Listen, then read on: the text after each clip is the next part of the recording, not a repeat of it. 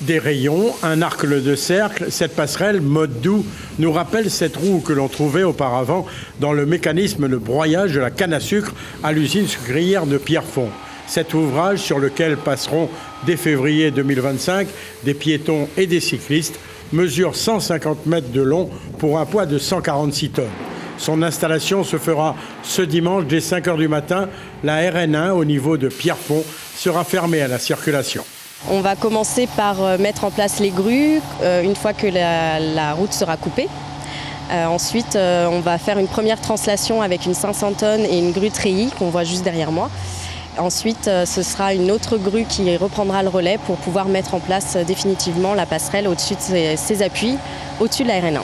La passerelle Waro est une véritable structure de développement dans ce quartier de Pierrefonds, en pleine expansion autour de l'ancienne usine, mais aussi de l'aéroport du Sud.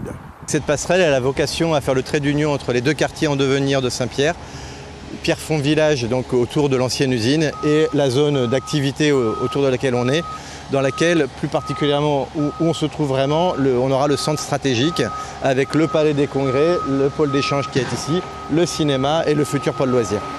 Pour permettre la mise en place de cette passerelle, la 4 voies entre Saint-Pierre et Saint-Louis sera fermée au niveau de l'échangeur de Pierrefonds toute la journée de 5 h à 20 h le soir.